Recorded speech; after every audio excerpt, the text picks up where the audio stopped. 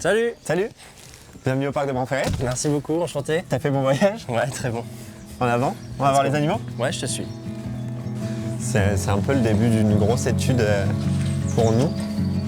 C'est vrai que bon, on a des animaux, mais on a aussi des arbres assez exceptionnels. Ouais, magnifique. T'as vu qu'on a passé plein de portails? Ouais. Parce qu'en fait, au parc, il y a une grande partie des animaux qui sont en semi-liberté.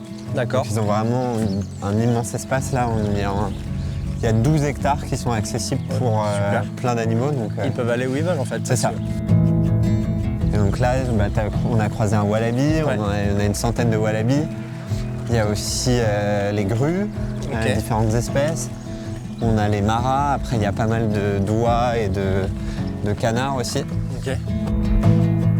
Alors aujourd'hui on est ici dans le cadre d'une étude pour observer les bienfaits de la musique sur les animaux. C'est toujours une expérience formidable de pouvoir chanter pour les animaux parce que on ne sait jamais ce qui va se passer et quand le pouvoir de la musique permet une rencontre, une interaction, c'est toujours des moments magiques. Donc j'espère que ça leur fait du bien, mais en tout cas moi c'est vraiment des moments particuliers et spéciaux pour moi.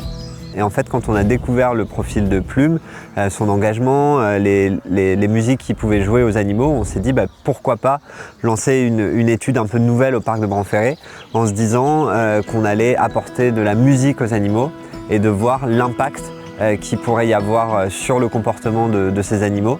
On s'est associé avec l'Université de Nanterre qui travaille déjà sur la musique diffusée à des animaux, mais ce qui est unique dans cette étude, c'est qu'elle est d'abord visible du public et puis surtout, on joue de la musique live.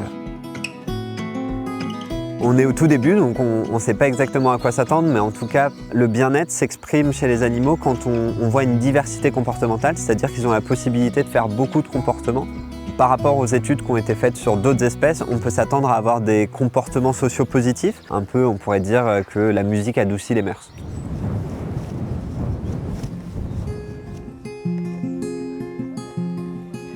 Quand le soleil se couche, que je sens ton souffle, le soir quand nos deux bouches s'emmêlent, que nos mains s'engouffrent, la lune se joue de nous et disparaît d'un coup. Elle t'emmène avec elle et moi, je suis tellement jaloux, tout devient flou.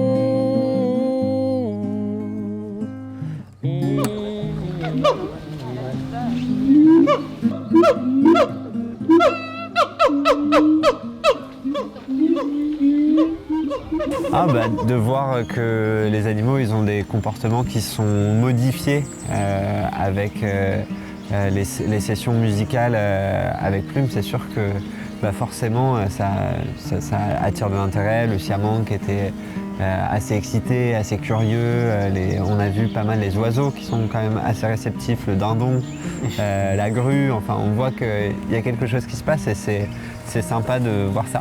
Mais c'est vrai que là ils ont cette possibilité de partir aussi loin qu'ils le veulent parce qu'ils ont beaucoup d'espace. Donc c'est d'autant plus intéressant de voir s'ils ont envie de s'approcher ou pas avec la musique. Une idée qui au début paraissait peut-être légère, au final va pouvoir donner des résultats qui vont servir déjà pour la recherche fondamentale et puis après nous aussi en amélioration du bien-être animal. Donc ouais, c'est chouette de pouvoir faire ça au parc de Bramferré.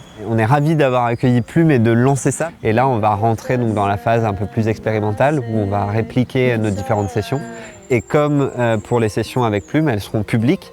Donc entre mai et juin, les visiteurs en semaine pourront assister à ces séances de musique avec les animaux et donc à cette expérience inédite en France. It's been